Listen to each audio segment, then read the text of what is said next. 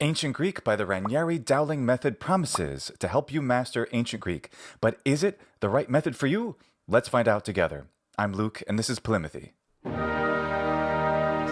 on, man, that thing might as well be in Greek. And learn Greek. The plain old Dowling method goes something like this. Whatever language you're learning, could be an ancient language or a modern language, but especially a highly inflected language, you learn about the system of how it works, that there are verb conjugations and how that works. And if it's a language that has lots of declensions, the way that the nouns change their forms, Latin and ancient Greek have that quite a bit, you learn about what those do, what a case is, what the nominative, the genitive, dative, and accusative cases are, etc. You learn about that, and then once you have a basic idea of that, you memorize how all the regular nouns and verbs and adjectives and such are declined or conjugated, respectively.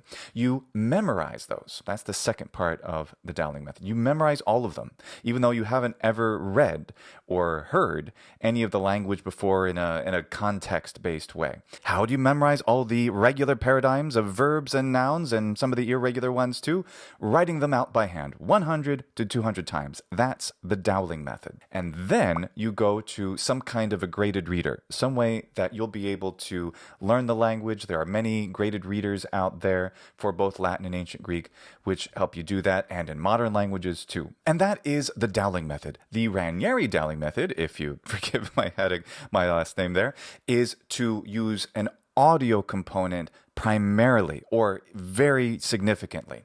And to help you do that, to help you learn all the paradigms of all the regular nouns and verbs and adjectives and some of the really important irregular ones in ancient Greek, I have this audiobook on my audiobook store, which is called Ancient Greek by the Ranieri-Dowling Method. I'm going to show you in this video what it contains, how it works, and what it is it's primarily audio recordings where you can hear a verb conjugation, such as the present tense of the verb to leave, which is λείπω, λείπες, λείπε. And you have these little spaces in between, these little pauses, where you can repeat after the recording so that you can eventually memorize it. λείπω, λείπες, λείπε, λείπετον, λείπετον, λείπομεν, λείπετε, λείπουσι. So you're using the audio recordings and then your own voice, as much as possible to internalize, to memorize all of those forms of all the important verbs and nouns. And that audiobook has been on my audiobook store for 5 years now. But what's different is now it's also available in the classical Attic pronunciation. So if you already bought the audiobook Ancient Greek by the Ranieri-Dowling Method sometime in the past, you've already received a link automatically sent to you so you can download the new version for free. And that's because I'm really grateful to you for supporting this channel by buying that audiobook. I'm really grateful. And when you get it, you'll get the original version from 2020, which contains a Koine era pronunciation, specifically the Samosatene Lucian pronunciation. That's what I call it, which is, it's a Roman Koine period pronunciation. And I, however, like the classical Attic pronunciation now. For the past few years, I've been using it much more, and I think it has a lot of value pedagogically. And for that reason, I thought, well, it's probably a good idea that there should be a classical Attic pronunciation of this thing that I know has helped a lot of people, namely the audiobook called Ancient Greek by the Ranieri-Dowling Method. So that is available in both the pronunciations, both the Koine era pronunciation, specifically the Samosatene Lucian pronunciation, as well as now, I'm really excited that it is in classical Attic pronunciation. So that is available on my audiobook store. But do you need that audiobook to master ancient Greek or to use the method? No, I'm going to show you in this video how you can use the method entirely for free. The thing that I made is just a way to help you do that.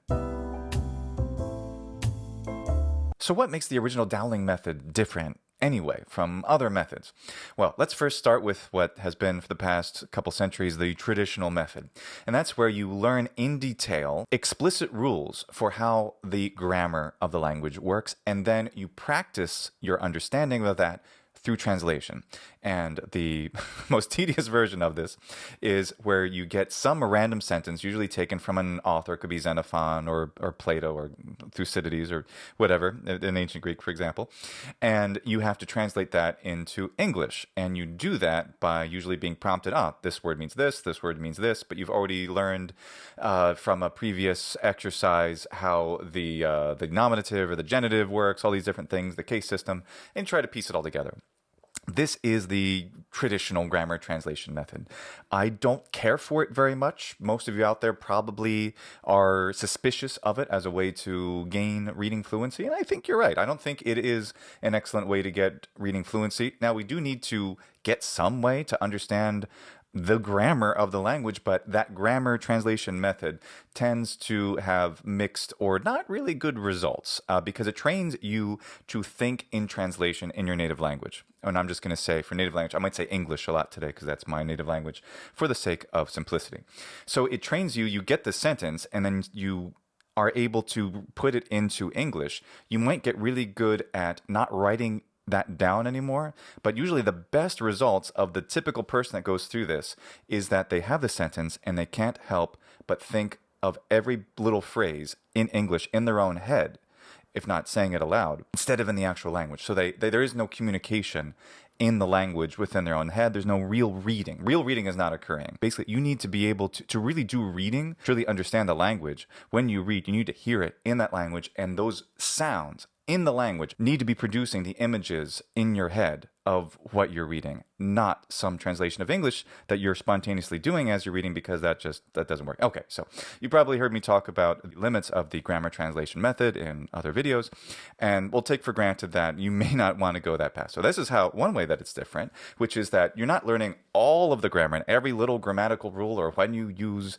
this preposition in peri, if it has the accent on the epsilon instead of on the iota, if it's placed after noun, blah, blah, blah. You know, all these little rules and learning all these ad infinitum. Instead, you just learn the morphology. The accidence is what it's called. And that's related to the word case, casus in Latin, how the forms fall. Like you start with one and go B, and they fall down the page, B, B, B. So that's the accidence. You just memorize those. So you've seen the left and right limits of the language. You've seen how weird it can get, and nothing will really surprise you after that point, which is good. You don't want to be surprised by some basic verb form. And not only will you have seen all of them, but you will have memorized them. So you can think in your own head, how is this conjugated? How is this declined spontaneously? Which can potentially get to the point of automaticity where you see the verb form or the noun form in context and you immediately understand it, because instead of not having ever memorized it, you just hope that you remember it from some earlier context. And that final part of that original Dowling method is to read using a graded reader. And for ancient Greek, there's a whole bunch. There's ancient Greek Alive, there's Alexandros and Logos, there is the Athenase series, there's the original Thrasymachus book, there is mine, which is called Thrasymachus Catabasis, which is I took the original Thrasymachus book, and it's this Google Doc. You go look at it. And I had a lot of fun with Chris Davis going through all that together over on Scorpio Martiano, so if you want to check that out with our Ancient Greek through Latin series. And I imagine a lot of you out there, my audience, really like graded readers as a way to acquire languages. For the ancient Greek ones, I actually used all of them. I read all of them in this video called the Jonathan Roberts approach to ancient Greek. You can check out all of that, and if you want to try to read more than just one. So the Dowling method isn't like the traditional grammar translation teaching method, because if you take a book like, say, the Wheelox for Latin or the Mastronarde for the ancient Greek, you just say, put all those aside. Read those after you gain some reading fluency, maybe, if you want, in order to look at the rules and hear them described in a more analytical way. Just leave all that aside, learn only the morphology, and then immerse yourself in graded reading as much as you possibly can. But the Dowling method also differs from a lot of more modern second language acquisition techniques, which take into account the concept of comprehensible input and things like that, because Professor Dowling said, hey, memorize all of these forms before you even begin reading anything. And for those of us who really like those more modern second language acquisition techniques, it seems kind of nuts to memorize them totally out of context with only the knowledge, the basic idea that the dative case is when you give somebody something, and in other situations. So that probably seems kind of crazy too, especially, spending the time to write them all out by hand 100 times. But I personally can vouch that it did work for me for Latin and ancient Greek, and it has worked for others. But all that said, the idea of memorizing the paradigms or even listening to them as a way to memorize them, that can be useful whether you're applying the Dowling method or the Ranieri-Dowling method or whatever precisely, or even just in part. It could be a complement to the more grammar translation way of doing things, or the more modern second language acquisition techniques that involve comprehensible input ideas and that kind of thing. All these can be used together. So if we actually wanted to apply the Dowling method, whether the original Dowling method or the Ranieri-Dowling method, before we go and memorize anything, we have to have an overview of these things called declensions, how the nouns do their thing, and also a little bit about the verb conjugations. And one place you could do that is at the Ancient Greek Grammar Wikipedia page. You can go and hear the general outline, look at the nouns, and learn about grammatical gender, and those kinds of ideas, and there's all kinds of things about the verbs. Now, this is reasonably detailed. While this is a summary, it's not for a beginner in the sense that unless you've learned a language similar to ancient Greek, say Latin or a Slavic language perhaps, a lot of this may be difficult. Now, another problem is, how do we read this crazy alphabet?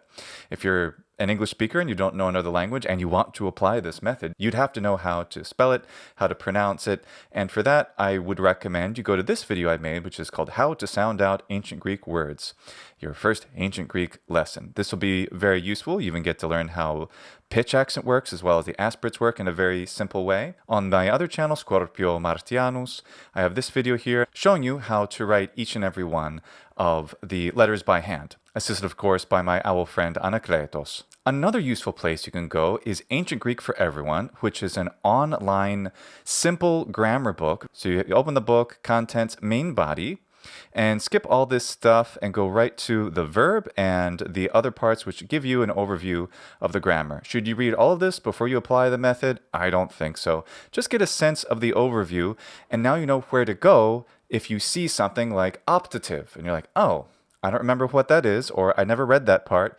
That'll be somewhere here on the Ancient Greek for Everyone webpage on this website. So the verb, you find these different things, different characteristics of the verb, different moods, the voc, you see subjunctive, optative, you see all these things are indeed here, and you can get a good understanding of them. So when you purchase the audiobook, this is what you'll get. This is probably one of the most important parts of what you'll get. There are the audio recordings and there is this spreadsheet. Now look at the bottom here. You see that all these tabs down here, this is how you navigate to the different declensions and verb conjugations. And see these little arrows? See how that allows us to go down here, the different parts, right? Hope that makes sense to you out there.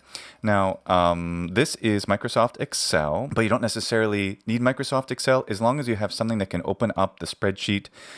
There are native applications on Mac as well as PC that will open them up, but you want to look for these tabs. This is how you'll get to what you need in order to follow along. So the intro gives the basic idea of how you can do this, but there are a lot of different ways that you could make use of these grammatical paradigms. Here in this tab, we see all the different grammatical terms in ancient Greek and in Latin and in English. This is really useful if you're a teacher and if you want to use a communicative approach to explaining grammar. That's actually one of the best ways to learn grammar explicitly is in the target language. The numbers here, cardinal, ordinal, and adverbial, we need to know those eventually. So, if you want to, certainly we need to know how to decline number 1, number 2, number 3, number 4 in the different cases. There's the article. This is probably the first thing you should memorize. Unless you want to do the numbers right away, memorize the article first of all. The way this works, and the way you could do this if you didn't have access to these spreadsheets, if you just have some ancient Greek grammar that gives you the full declension, what you can do is you will want to be able to recite this. I recommend being able to reproduce from memory all of the masculine singular. So be able to do ho, tu, toi, ton, and then dual here. We'll talk about dual in a second. To, toi, toin, to, hoi, ton, tois, tus. Be able to do that from memory. And if you're able to do that, you can count that as a repetition. Now, how you want to use this spreadsheet is fine by me. If you want to count your repetitions of the masculine singular only, well, that could be a repetition. And we also did one for the dual just now, and we did one for the plural, for the masculine singular. But we haven't done the feminine yet. Let's do the feminine. He, tes, te, ten. And let's assume we have that in short-term memory, and then I would count a repetition. So this is important. How do you count a repetition? It shouldn't just be for going through the motions. I think you need to have it in short-term memory correctly first. So in fact, I'm going to delete this because I just said them. What I'm going to do now is produce these from memory, just the masculine singular for the article. Ho, tu, toi, ton, and that would count as a repetition. And then if I were to try to do the dual, and I'd be to, toin. Wait, is it the same? I don't remember. Well, then I wouldn't count that as a repetition because I'd have to go look again. But if I can do it from memory, to, toin, toin, to, and I can, then I would count that as a repetition. And in the traditional Dowling method, it's just writing them 100 times. Now, he actually doesn't say something that I think is very important, which is that I think you need to be able to do that from short-term memory. That is, if you just write them down, I don't think you should be counting those repetitions yet. I think you should only start counting them after they're in short-term memory, and you can produce the whole part of the paradigm that you're trying to learn, that you're trying to memorize from some kind of short-term memory, not just writing them because you're looking at the original table and you're transcribing. Now, I don't think that counts. That'll work, but I don't think you should count those as repetitions yet.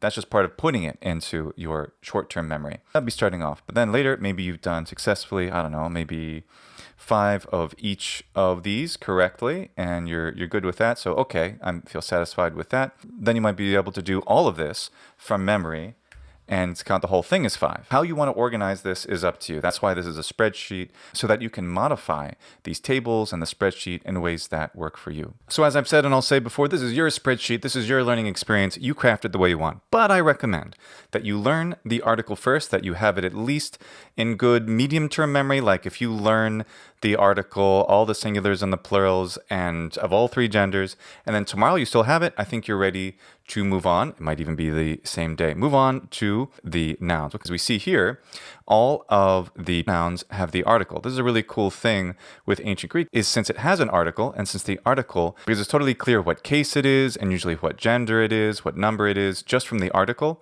it doesn't really matter the order. You might prefer a nominative, accusative order. I obviously prefer the traditional order, but it doesn't really matter. You can redo these and rememorize these in your own way. And in any case, if you're memorizing them with the article, well, that's the key factor. Since you have the article, you can manipulate the order because it doesn't really matter. The article tells you what case it is. And I have a video about all that if you want to go see it. Something that we should definitely mention now is the dual. Do you need to learn the dual? The short answer is eventually, if you want to be very well and widely read in ancient Greek. However, dual in the classical period and even in Homer isn't being used consistently or super frequently. It's something that you might not need to produce to communicate with most of us who speak ancient Greek, but you do want to be able to eventually read. I am a completionist, so I thought, why is this being hidden from me? I want to learn this. I want to memorize this. I originally made these tables for myself so that I could memorize all of them. I originally made the audio files for myself so that I could memorize all of the declensions and the conjugations. I wanted to know the dual, and I didn't want to have to look it up every time. That said, the audio recordings have the dual in them every time, and they're right in the middle. If you don't want to learn the dual, if you want to wait, that is a perfectly reasonable choice, and just ignore that part. You'll hear the singular recited, then the dual, then the plural. And when you hear the dual being recited, you can just take a little break and then wait for the plural to begin. You'll hear hai in this case. You'll hear the plural article when it's time for the plural again. So it should be pretty easy to ignore the dual every time you hear it if you don't want to learn it right now. But since you will be hearing it every time, even if you're not actively trying to remember it, it'll seep its way into your subconscious, and that's probably a good thing. And when we get to verbs, as we'll see with these dual forms as well, boy, it definitely gets pretty intense trying to remember the dual for every single one of these forms. But the nice thing is that these are super regular. They're very easy to deduce once you see and recognize the pattern. Another thing that's nice about this is not explicitly telling you what the pattern is. The forms are being presented to you in an organized fashion, and you will in time deduce things like, the subjunctive usually lengthens the vowel. But instead of hearing somebody tell you that rule, you'll learn it just by hearing the audio and reading these tables, and you'll start to notice what's going on. And that way, it'll become somewhat more intuitive. So this is certainly not, a comprehensible input or normal second language acquisition way to learn a modern language for sure, or even an ancient language. But what's good about this is that the pattern recognition software that's in your brain that we all have, which loves to solve problems, it gets to work. It gets to see all this stuff and understand, I see what's going on. I see how you make the optative. You do this to it. You add some sort of an iota or whatever.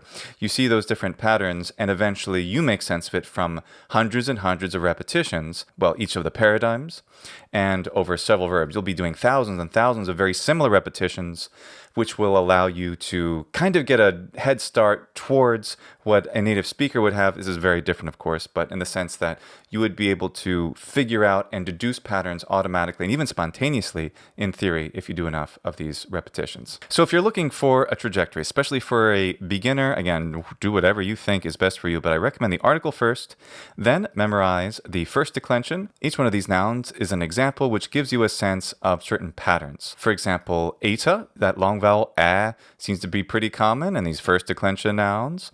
And then you'll see that, oh wait, sometimes it's I wonder why. I'm not going to tell you. You're going to find out why sometimes it does that. And then we see a short alpha here, but other things happen. These all demonstrate different things that once you learn more about the language and you see more of these patterns in the wild, in actual ancient Greek or in the reader that you're using, you'll see these patterns. The work that you do to memorize will allow those patterns, stand out really obviously to you when you're working through a reader. And here we see right away, oh, wait a minute, first declension nouns contain masculine nouns too. Yeah, quite a lot, actually. So don't think that first declension is feminine. It's not. If anybody's told you that, they're lying. It is not the case at all, and nor is it true that the second declension is inherently masculine. There are lots and lots of feminine words, adjectives, and such that have an os ending that are totally feminine, and you'll just have to get used to that. So don't think of these declensions as having to do with a specific gender. The words chosen just happen to fit the pattern that I wanted to show you well enough. And then third declension nouns. These are kinda nuts. You know how Latin has 5 declensions? It has like a fourth and fifth declension. Greek just collapsed all that into the third declension. So there's a lot of neat variety here. And after a while, you'll get a sense of, okay, this is always the same. It's almost always ending in an os in the genitive singular. That's awesome. And so you'll start to see patterns that are always the same, and the tiny, tiny little variations will start to shine through. But that comes through lots and lots of repetitions. This 0 here is to help you count. So you can put your numbers wherever you want. You can do whatever you want when you have your spreadsheet that you will have downloaded. So if you do prear, and if you do the whole thing correctly, prear, and you do it from memory, you count that as 1, and maybe you will have had 12 repetitions. So this is how you can keep track. Now, when we say you should do the declension 200 times, does that mean 200 times or 100 times? Oh, wait, caveat here. I think 100 times is enough if you're using an auditory-based method. If you're saying these aloud instead of writing them. Like you can do some repetitions writing out prear, and then you can add one. Oh, I did another. I did it 13. Then you do it from memory, always from memory. At least short-term memory. At least you glance at the table and then you're looking at a blank sheet of paper. Or you glance at the table or you heard the audio and then you're doing it from memory. That's really important. And then you can add repetitions, whether they're written or auditory. I think they count. And I think 100 then is sufficient. 200 if you're only doing writing. That's my opinion on it because involving the auditory component, again, this is my contribution to the method, I think is very, very effective and more effective than writing alone. But does that actually mean you do 100 times of prear and 100 times of pater and all that? I don't think so. I think what makes sense here, and this is how you can do this, so up here, you can do a sum of all the things in columns. So here's sum, and then I can just select all of these all the way down. Oh my gosh, there's so many. And now, right up here, this is now representative of all the sums. So do one of these. Maybe I did 2 of these. You see the numbers going up. Well, maybe I did, 15 of lailaps. And then I did 5 times from memory of lampas. And if I do, you see how they're being counted here? I think if you do 100 total, if you do all these at least once, and then some of the ones you like more, and you get up to 100, and this number here, so maybe do, 3 here, and 5 here, and 10 here. You see how the number's going up? And then 15 of this one, and 6 of that. And what else we got here? And then maybe 9 of these. So it got up to 100. You should do each of them once, I think, because they all reveal something really important about the third declension. Subtleties you may not be aware of, especially if you're a beginner yet. That's a good way to get up to 100 repetitions.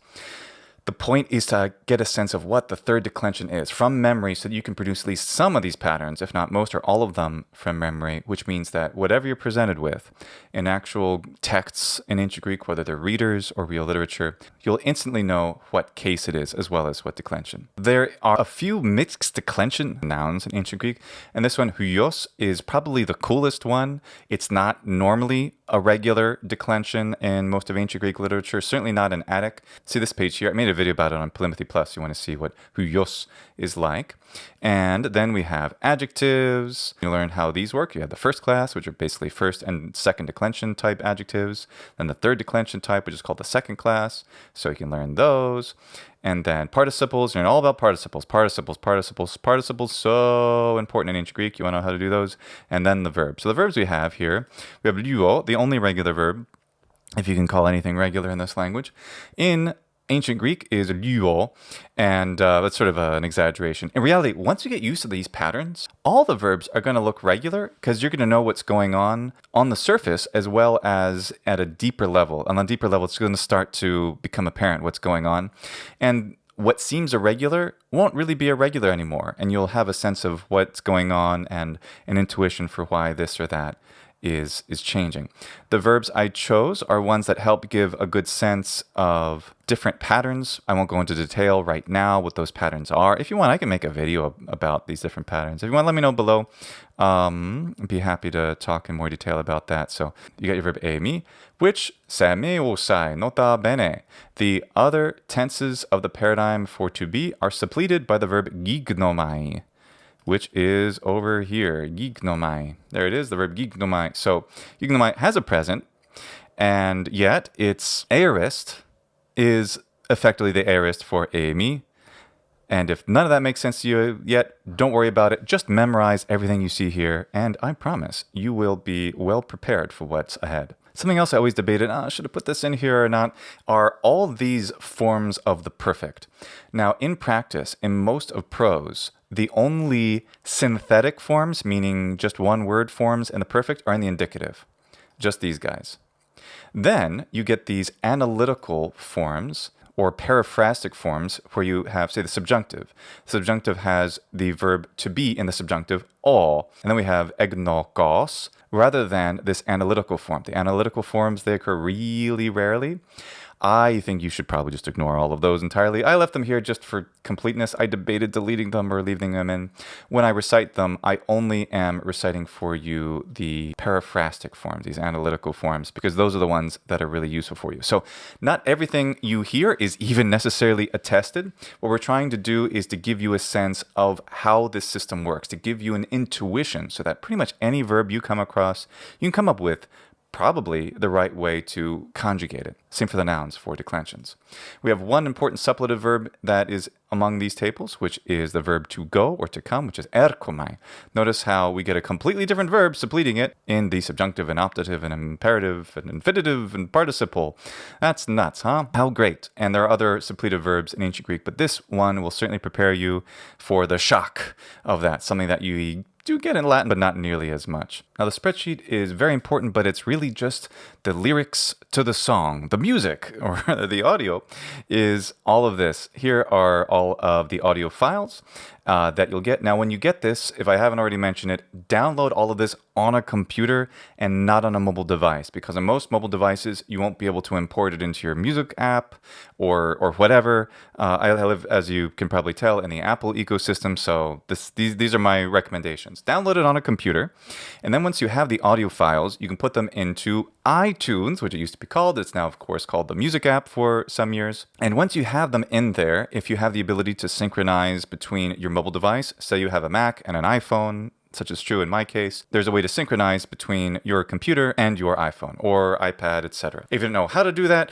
Google it. You'll find out. You'll get all these files, and there are, oh my gosh, 251. That's a lot. 8 hours. 8 hours of paradigms to memorize. Yes, you're already getting a sense, wow, I'm not going to be able to do this in 2 weeks. No, I did the Latin equivalent back in 2005, 20 years ago.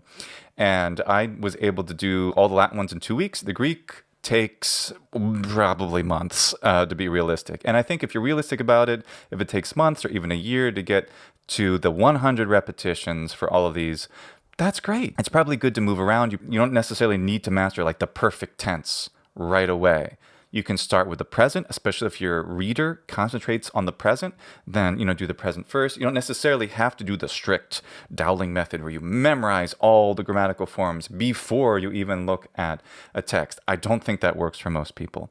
I think it's an exciting idea, but it means a huge commitment, a huge upfront commitment of spending months brute memorizing. Well, with the auditory components a little bit nicer, but memorizing all of this stuff before you even see a text. It might work. It might work really well, and it might reduce a lot of frustrations that come with a lot of these readers, including Thrasymachus catabasis, because you won't be confused what the morphology is doing. It'll be totally clear. Nevertheless, I think the practical thing is to mix those together. But we'll talk about that later. Anyway, we have all of these audio files here. Now, this is in the album format. What I recommend you do is you make a playlist. You click up here, these three dots, and you'll be able to select Add to Playlist and make a new playlist. When you do, you get something like this. Now, this view format is not my preferred viewing format. If you go up into the menu, into View, you should select View as Songs. And if you do, it'll look like this instead, View as Songs. The advantage here is you get to see how many plays. Here, I can move this column over. So nice to be able to do that. So I can move this column over, and I can see how many plays each of these tracks has had. Now, I just finished making all these audio recordings yesterday. I myself haven't re-listened to them, and frankly, I have virtually all of these memorized pretty well. So I'm going to be using this for myself to help me make sure I really master, like this one, like egegone. I want to be able to know the pluperfect up the top of my head with no struggle at all. So this is one that I'd like to repeat many times. And you can see here how many plays it has. Why is this useful? If you don't have access to your computer and the Excel spreadsheet to keep track, or if you're not keeping track by hand, you can listen to maybe this 10, 20, 15 times when you're commuting. If you're really trying to drill this particular one, or maybe this one, or whatever it is, later you can take the number of plays and add it to your spreadsheet. So that is a convenient way to keep track. And even if you listen on your mobile device, this is at least true for the Apple ecosystem. If I listen to one of these files from this playlist on my iPhone, the number of plays that have occurred on my iPhone will show up here. So that is a useful way to also keep track, potentially. So that is Ancient Greek by the Ranieri-Dowling Method, both the audiobook and spreadsheet that you can download, and how I think you can or should employ it. You get each one of those paradigms into short-term memory, either glancing at it, and then reproducing the whole thing from memory. I count that as a repetition. So there's a difference between the training stage, where you're trying to put this into short-term memory, and then the actual earning of a repetition, when it is in short-term memory and you're reinforcing that memory through repeating, again, from memory. One way you can do it, of course, is just to look at the chart and then write it by hand, and then you're looking at the chart until you feel like, okay, I can do this on a blank sheet of paper, not looking. That's great. Auditory-wise, this is what training looks like. This is onoma, means name. Third declension. To onoma. To onoma. Tu onomatos. Tu onomatos. Toi onomati. Toi onomati. To onoma. To onoma. Nomate. This goes to the dual. So that's training phase. If you want to be able to get credit for a repetition, you need to be able to do the whole thing, at least singular and plural, dual too. If you want to include dual, that's up to you. And be able to say tuonoma, tuonomatos, toionomati, tuonoma, and so forth from memory. Or another way that it can count, you can have this be the test, and you say each form before you hear it. Third declension. Tuonoma. Tuonoma. Tuonomatos. Tuonomatos. Toionomati. Toionomati. Tuonoma. Tuonoma. Like that. That also counts as a repetition. The third and final stage of the Dowling method, or the Ranieri-Dowling method, is to take one of those graded readers and to read it. and you should recognize all of the morphology without any trouble, being able to apply the patterns that you will have memorized to everything you're seeing. And earlier in the video, I talked about some graded readers that you could take advantage of. And if you have the audio available for them, this is another thing that I strongly recommend, is you listen to the audio and repeat along with the audio and even transcribe by hand or typing from the audio. This is like the scriptorium technique. So what you can do, if you don't have any audio available, you read the text and then you say a phrase aloud, you keep it in short-term memory, and then you transcribe it as you're saying it from short-term memory, and then you read your own handwriting or your own typing, and then you will have had 4 times hearing it, 4 times saying it aloud, and you will have read it 3 times. I think, yeah, but really about 2 times. In any case, you'll be doing all 4 language learning disciplines. I talked about this in the scriptorium video, so go take a look at that. That really rounds out the Ranieri-Dowling method. But do you need to use one of those graded readers? I think what you just need to do is to read, especially. Graded readers are an excellent way to do that. But another way that I talked about in this video is to use bilingual translations. If you want to get into the literature today, I'm not going to tell you no. If you already spent months memorizing every single verb form and declension, I'm not going to tell you what to do. Go ahead, go right into Plato, go into the New Testament without any hesitation, go to Plutarch, because if you have a bilingual translation, you could read the English, let's say in English, you could read the English aloud, then read the Greek aloud, and do that to the point where eventually you don't need to look at the English anymore, because you will be rereading and rereading and rereading the Greek so many times that you will know what it's saying. And eventually through that, the pattern recognition software that we have in our brains will start to make a lot of sense of it. And then after you've gained some ability to read a lot of pages like that, then you might go to one of those traditional grammars or even to one of the readers and go to the grammar sections to learn something about why this crazy language is the way it is. So is this the right method for you? That is the question I asked at the beginning of the video, and I promise to help you figure it out. If you stayed this long, you probably know by now. You probably know if you are very interested in applying the strict version of the method or a mixed one. But let's talk about the options. So there's 2 more or less extremes or camps or something, if you want to think of it that way, when it comes to learning ancient Greek. God, learn Greek. You heard that tone. You can go the quote-unquote traditional, it's only a couple hundred years old, but we'll call it traditional, way of doing that grammar translation stuff. So that's one way. And on the other side is to use one of those readers, like say Thrasymachus Catabasis or Athanase or Alexandros or Logos or what have you. What those readers are usually trying to do, and say, I'll take Thrasymachus Catabasis since I obviously know it very well. There are very few times where you have to strictly memorize any declensions. However, at some point, you're going to get to where, boy, I don't remember what this form is. I've seen it before, and you won't necessarily remember. And the author kind of expects you to remember, but that's also an unfair expectation because what the author is really expecting is that you're rereading those previous chapters a lot, and you should. And that might be a way to start to coalesce all those forms, all the different ways to conjugate the verbs and decline the nouns and the adjectives into some kind of pattern in your head that makes sense, that you can recall. But a more practical approach is once you learn some declension, some noun form, if it's new and you couldn't produce it from memory, well, then it's time to apply some aspect of the method that I showed you today. Brute memorization of some kind can really be helpful. Memorize that declension so you know it like the back of your hand. You know all the forms so that you're not struggling when you see them. Although I think it's really important to say that if you just try to memorize a lot of these forms and you're not reading a lot or very widely, especially if one of the readers just isn't letting you accelerate very quickly, you might try one of the other readers.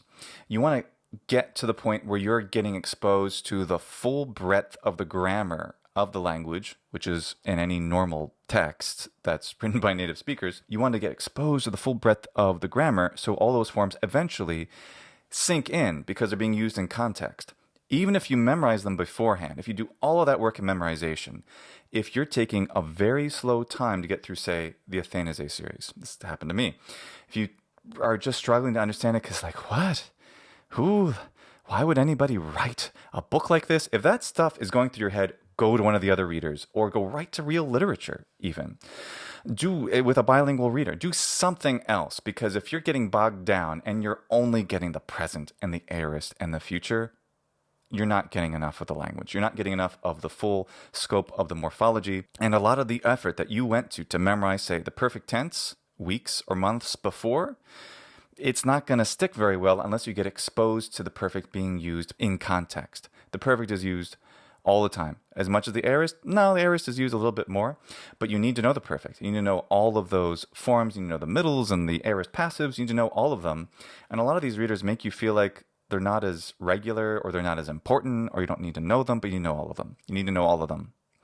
And the only way to really reinforce that is to read a lot and widely. So if you feel like you're getting bogged down in one of these readers, either just skip the chapter, keep reading ahead, keep trying to go through, and rather than trying to master every single chapter, like you have to know and understand everything, do not do that. Move ahead. Keep moving forward, because if you keep moving forward, you'll get exposed to more of the language, and it will help to make everything make more sense. So that said, I think the best way is some sort of a mixed approach, especially when it comes to this method, where you are using one of these readers. I definitely don't recommend grammar translation as a way to acquire ancient Greek, because it usually doesn't work. You may learn the language, but acquisition and understanding the pragmatics and all that is something else entirely. So use one of those readers, or an interactive classroom, or something like the polýMATHY or whatever it is. All that stuff is really, really good. And as you get introduced to these paradigms, and if the teacher or the book is giving you like a paradigm, memorize it. Be able to repeat it from memory perfectly 100 times in a row. Say it aloud. So if you've already downloaded Ancient Greek by the Ranieri-Dowling Method, what you can then do is go to the spreadsheet, go to the audio, listen to the kind of declension or conjugation that you're being exposed to, and work to memorize it, so that when you go back and reread that chapter where that full paradigm of whatever was introduced, every single form, it's smooth, you understand exactly, yep, that's third person singular, got it, it's he or she saying or doing whatever. It'll all start to fit together. That's a really effective technique, incorporating this method, that you're not necessarily spending months only memorizing all of the tables before you see any real text. However, if you are that kind of person, please let me know. I want to hear about it. I think a lot of people would like to hear about it. If you're like, all right, I'm going to do the strict Ancient Greek by the Ranieri-Dowling Method, meaning first I'm going to look at these videos which teach me the alphabet and how to write it and how to pronounce it, and then I'm going to get an overview of this grammar stuff, real superficial, but just enough so that when I look at your spreadsheet, I'm going to have an idea of what all this morphology means, more or less, and then I'm going to memorize everything for weeks and weeks and weeks, maybe months. And we'll have done 100 repetitions of each at least, have them burned into my memory with brute memorization, and then I'm going to start reading one of the readers. And I would love to hear step by step how that's going, because if you have the commitment to do that, I'm sure you'll succeed. I'm certain you'll succeed fantastically. Because I got to say, people who work with ancient Greek in particular, one of the biggest sticking points is, even if they're doing well and they've had a lot of progress, is they get to a point where like, oh, what is this form? And they don't recognize it because, well, for all kinds of different reasons that are very good reasons. Don't blame anybody for not recognizing some random form of a participle or whatever that you find in ancient Greek. That'll happen unless you've already memorized all of them so well that you can repeat them from memory with no trouble. So whether you're beginner or intermediate or advanced, potentially, I think you can take advantage of at least this idea as a method, if not the audiobook itself, because you'll be able to master details that you may never have fully, totally got. Like the dual, for example. If you're already at a pretty advanced level and you don't know the dual yet, maybe it's time. Maybe you'd like to know that. You can get by with a very superficial knowledge of it and not know it really well, but wouldn't it be nice to just know all of them and never ever be surprised by them, to never be confused by them? I think that's awesome. I think that's really useful. It has been for me. It's really nice that whenever I see a dual, it's like, oh, dual, got it. You don't see it very often. And that is another issue with both the readers and with a lot of the literature. Unless you read for years, you may not actually get the chance to see some of these rarer forms, especially if you're not reading very widely, if you're limiting yourself to just one part of the language. And that's fine. If you only want to read Koine, I don't blame you. Koine is extremely rich and filled with pretty much everything you want. But if you're avoiding Attic, or you're avoiding Homeric, or if you're avoiding Ionic, or the lyric poetry, or something else, or if you're only reading pagan literature, or if you're only reading Christian literature, etc., you're going to be missing out on really useful parts of the language that are going to make you a better student of the language and a better reader of it. So anyway, I think that should give you more than enough to work with. Thanks so much for watching this video. Really appreciate it. And for those who've already purchased the audiobook, thank you so much. Karin Humin Oida. Erroste.